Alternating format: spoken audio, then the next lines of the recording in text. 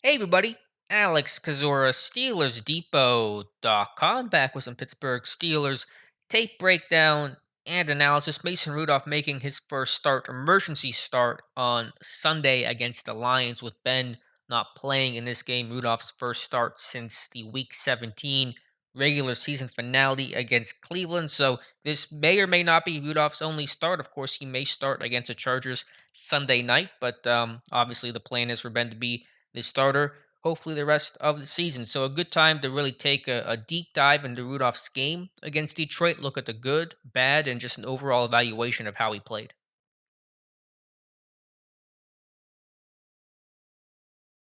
Breaking this down into two categories, the good and the bad. We'll start with the good. First example of the good here. Kendrick Green obviously had an issue with snaps in this game, a couple sailing over Mason Rudolph's head, or one in particular, a very costly one in overtime. This one comes in the first quarter, early in this game, the first drive the Steelers had. And I just like Rudolph's composure. I thought he was really composed overall in this game. A high snap here from Green. Rudolph able to catch it a little offline as well. So good job there. Just avoiding disaster, what potentially could have been big disaster on this play, avoiding that, and then beyond that, still playing within the structure of the play and a little, shoulder fake there, pump fake, and even with Dan Moore getting kind of walked back into the pocket here, Rudolph still making a pretty much on time and rhythmic throw here to Ray McLeod along the sideline. So to look at it from the top down view here, McLeod here in the slot, this little out and up.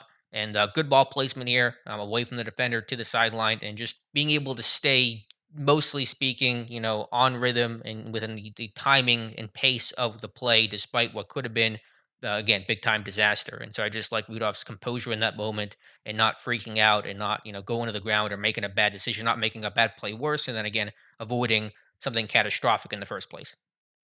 Of course, with Rudolph starting in place of Roethlisberger, you get a little bit more mobility. I mean, Ben's, basically one of the, if not the most immobile quarterback in football. And so Rudolph by no means is fleet of foot, but you see that on display. A couple clips will show Rudolph being able to extend the play and move the pocket a bit against some pressure here and making an on time, accurate throw while on the move. So you get play action here to Najee Harris. You get some pressure here. You get, I think, a game they're running here, Detroit days. You get some of that edge pressure here. Chuks getting beat to the inside, and so Rudolph finding some clean space, a clean pocket here, and then keeping his eyes downfield, ball high and tight, and then making a really good, accurate throw to McLeod on this play for the completion. So not the greatest play in the world, obviously, but you're just seeing a guy that felt the pressure, moved the pocket, played fundamental, played sound, and made a strong, mostly accurate throw to McLeod. We're going to talk about some of the accuracy issues that Rudolph had, especially on some shorter routes in this game. And I think maybe there's a negative with this play we'll kind of run through with the ball being a bit late that I saw in this game. But I like the accuracy here. And this is going to go to Deontay Johnson, bottom of the screen. I like throwing him open because his ball, I think, is a little late in terms of the ball getting there in time. By the time Rudolph, releases the football, Johnson's already, made his break here. And so the cornerback does have a chance to drive on the football. But this quarterback covers it up decently, but I like Rudolph's ball placement here, placing this one to the outside, and so where Johnson can catch it more away from the defender and then turn upfield and get yards after the catch, and that's exactly what happens on this play. And Johnson's a big time yak threat that can make guys miss in space, and so I like the opportunity to allow him to do that on this play. So I thought the pass was a little bit late to just generally speaking. I think that could have been out a little bit quicker and hit him a little bit quicker here. But I like the throw there. I like the accuracy. I like the ball placement and the run after opportunity that Rudolph gave Johnson on this play. So again, that ball outside, away from the quarterback's leverage, and letting Johnson turn upfield and get additional yak. Last one I want to look at from the good, and there's a lot more plays we could talk about and dissect and discuss. I wanted to keep the video on this a little bit shorter, especially compared to the last video we did over a half hour. But this is going to be third and six here in the red zone, 16-10, third quarter. And this is just kind of toughness from Rudolph. And again, you're going to see some of that mobility on display. And again, he is far from fleet of foot, but compared to Ben, he's, Usain Bolt. And so I just like the toughness in the finish here, aware that nothing's available downfield on this play, a possession down in the red zone. You really want to come away with a touchdown here. Ultimately, Pittsburgh does not, unfortunately, but I like the idea. Third and six, just sacrifice your body and make a play. And you see that from Rudolph here. Detroit was mugging these linebackers a lot in this game. They showed a lot of heavy blitz looks. They bring him here. It's good pass pro. You get a gap here for Rudolph to run through, and then he just does the rest. So this is not, anything from a quarterback throwing standpoint, but man, you're taking a big shot here from the safety, sacrificing your body. I mean, Rudolph goes flying on this play right there. He gets hit there and he ends up, 3, 4 yards, maybe not that much, but a yard or two to the side there, and took a big shot here, got right back up. That safety got hurt on the play. I think he's okay. I hope he's okay, but making a play on third down and do it by any means necessary in the red zone when you're down, third and six like that, man. That's a big time play. Now we're going to look at some of the negatives from Rudolph in this game. I think the two big buckets I would put the negatives in is some of the yak stuff that Rudolph didn't really allow his receivers the opportunity to have, and Mike Tomlin talked about that Tuesday. And then just some poor decision making. And in a game like this, you got to have really good decision making. You don't want to turn the football over, and unfortunately, it happened. It almost happened on a couple of occasions. But I want to focus on the first point I made about the lack of yak that Mike Tomlin again referred to earlier this week. Deontay Johnson here in the slot's going to run this little pivot return route, come inside and then work back outside. And it's a completion, it's a first down, and that's all well and good. But you see this pass be a little bit behind Deontay, where he has to grab and reach back for the football, and he can't quite turn and get upfield the way that he would like to, the way that it's taught and schemed. And so we'll watch it here on this play. And I get again a heavy pressure look here. You're in empty, so trying to get that ball out pretty quick here. The linebackers start to come. This guy walks out, and so does the D tackle on this play. But again, this ball just being a bit behind, so Deontay can't catch it and turn upfield initially. He's got to again reach back, slow down a bit for the ball on a route that's going to the outside, that's going to the sideline, and from the boundary side. This is a throw that Rudolph should be more accurate with. And again, it's a first down, and I don't know exactly how much more yak Deontay would have gotten here on this play had this been thrown in front. But there is space there, and so I don't know exactly how well they would have closed this one down. But it certainly did slow Johnson up and limited some of that yak.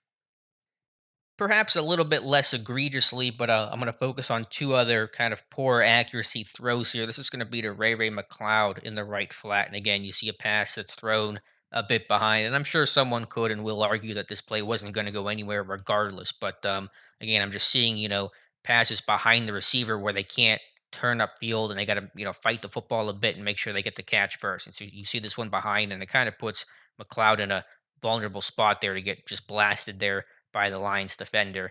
I think that's maybe Marlowe, the safety. I forget who that is. It doesn't really matter, I suppose. But again, the watcher from the end zone view, you're just seeing a pass that's a little bit behind. It's not, it's catchable and it's caught, and so it's not the worst play in the world. We've seen less accurate passes, but you're seeing, receivers have to turn back for the football, and again, it limits some of that yak and opportunity to make a play one on one in space. McLeod takes a big shot on this play. Last example from the Rudolph Yak standpoint, and you're going to see Johnson jet across here into the left flat. And once again, you're going to see a throw that's going to the outside, that's going closer to the sideline that a receiver has to reach back for. And yet again, I know we could talk about, how much this is going to change if this pass is thrown out in front of Deontay Johnson. To me, that's less of the point, and it's more about the technique of it all because Johnson does have room in the flat here. The defender's out leveraged here. This pass should be out in front, so Johnson's catching it in stride, never breaks his stride, and then he can immediately turn upfield and potentially get in the end zone here and make a play out of it. So this one, again, behind, receiver has to turn back for the football, slow down a bit here, and that allows the defender to catch up, rally, and make a play on Johnson one on one. So you want to see this pass begin with this motion with him going into the flat, thrown out in front there.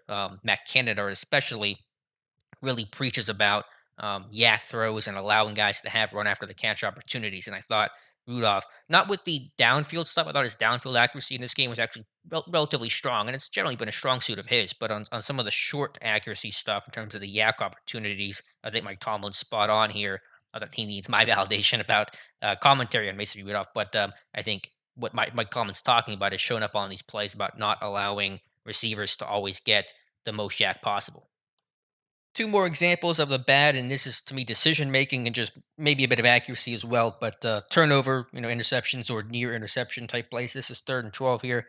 Pittsburgh up 7-0. At the very least here, your odds of getting first down aren't terribly high, but you can punt and pin these guys back in a struggling offense that hasn't cracked 20 points since week one. You might play the field position game, and Rudolph just seems to miss Balaj here, throws it behind him and into defender's hands and it's picked off. And so I know Balaj, his eyes were kind of down, didn't get his head around it until late. So maybe you could, make a case for him not being great here either. But it seems pretty clear to me that Rudolph just missed this throw and it's behind him and into the defender's hands. And so I know there's some pressure there on a three-man rush, which is not great to see. But again, misses. I mean, that's pretty bad. And so I thought Rudolph's accuracy was a bit high in this game. Some passes did sail.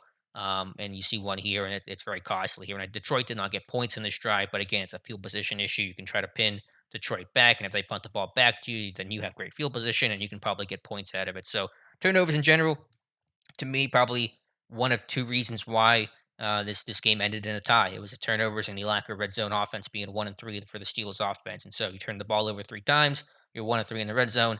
That's a recipe for losing, or in this case, tying these types of games that you should win. And to me, the worst decision that Mason Rudolph made in this game came in overtime. And this is 3rd and 25 here. This is after the Kendrick Green high snap that is Green's fault. It's not Rudolph's fault, obviously, but puts Pittsburgh in a really bad situation. And this should have been compounded and made worse there by an easy interception. And Mason Rudolph, it's 3rd and 25. I know you're trying to make a play, but man, it's third and forever. The defense is not going to give this up. And I'm not sure why Rudolph is trying to force this pass to Fryermuth, who even if he catches it, I understand you're going to gain a lot of field position here, but he's not getting the first down. And you got one, two, three, fourth potentially, Lion in the mix here, and he's the guy who almost picks it off. So I don't know. It's just a totally inadvisable throw from Mason Rudolph. I don't know what he even sees on this play.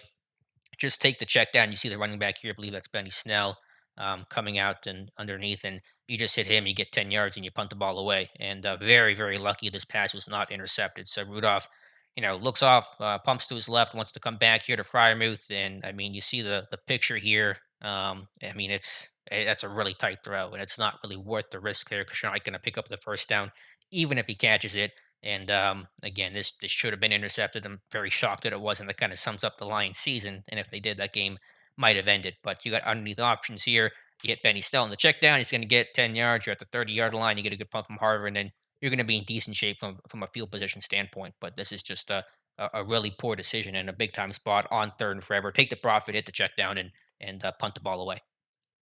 So overall, my thoughts watching back the all 22, I thought Rudolph did play a bit better than I assessed watching the game live. I thought just from a baseline level of being, an emergency starter, he did practice the majority of the time during the week because, Ben's dealing with some injuries.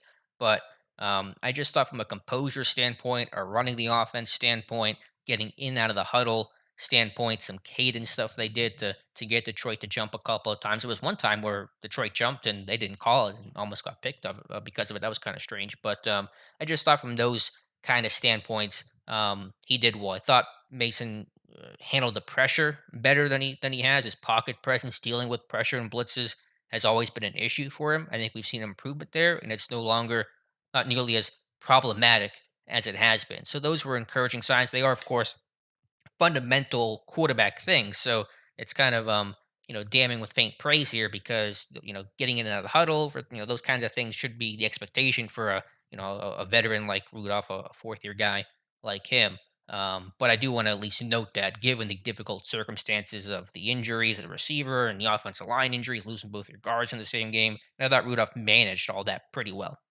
But to me, we've seen the best of Mason Rudolph. I think he's basically at a ceiling of being a spot starter backup, a serviceable number two kind of a guy who can come in and play acceptable football for you, the kind of football that gets you a tie against an 0-8 and now 0-8-1 Lions team. But certainly, I'm not seeing anything here that's elevating this play of others so significantly so that it warrants taking a chance of him being a future guy. I think he can be a capable and largely fine, although far from exciting backup. And that's really where he's at. And that's what he was in this game. And that's kind of where I see his future being. So if Pittsburgh wants to start him week one next year, they're going to get what they're going to get, which is going to be just average at best kind of play, average to mediocre, somewhere in that range. And I don't want to be too harsh about that because a lot of quarterbacks can't get to that level. It is hard playing quarterback in the NFL, man, and be a capable backup is not me trying to be a slight against him. It's just recognizing that he is not a long term guy, not a franchise guy, and to me, probably not even a bridge type of guy where you're a 1 year starter, veteran to rookie kind of an option. But that's my assessment of his play. I would give it probably about a C if we had to grade it out, just wholly average kind of play. Some good, some bad, some improvement, but not enough to make me think he's going to be the heir to Ben or the future of this franchise. So let me know your thoughts on Mason Rudolph. Do you see it differently? Do you think he played better or worse than I'm assessing it in this game? And do you think his future is different than being a capable backup? Is how I guess I'm phrasing it, a serviceable backup. Do you think he's more than that? Do you think he's less than that? Let me know your thoughts in the comments below. Please like and subscribe if you guys have not done so already. Appreciate you watching, and we'll talk to you soon.